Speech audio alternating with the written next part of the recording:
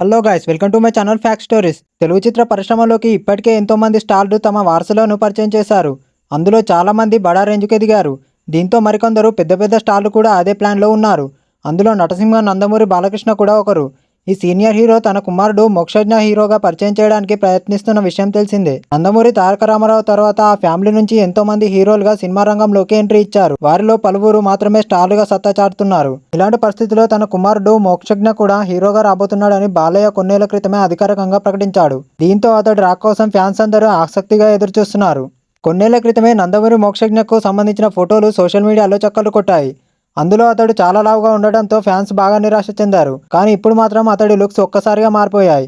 ముఖ్యంగా అతడు బాగా సన్నబడడంతో పాటు హ్యాండ్సమ్గా కనిపిస్తున్నాడు. దీంతో నందమూరి ఫ్యాన్స్ ఫుల్ హ్యాపీగా ఉన్నారు. మోక్షజ్ఞను హీరోగా తీసుకువచ్చే బాధ్యతను బాలయ్య రాజమౌళి చేతిలో పెట్టాడని మొదట ప్రచారం జరిగింది. ఆ తర్వాత పూరి జగన్నాథ్, గోపీచంద్ మలినేని, అనిల్ రావిపూడి, వివి వినాయక్, క్రిష్ సహా ఎంతో మంది డైరెక్టర్ల పేరు తెరపైకి వచ్చాయి. ఈ క్రమంలోనే ప్రశాంత్ వర్మను ఇటీవలే ఫైనల్ చేశారు. ఇటీవలే దీనికి సంబంధించిన న్యూస్ కూడా లీక్ అయింది.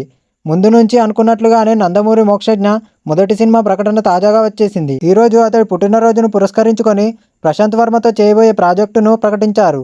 అంతేకాదు నందమూరి మోక్షజ్ఞ ఫస్ట్ లుక్ పోస్టర్ను కూడా విడుదల చేశారు. ఇందులో చిన్నలయన్ ఎంతో స్లిమ్గా హ్యాండ్సమ్గా కనిపిస్తూ సర్ప్రైజ్ చేశాడు.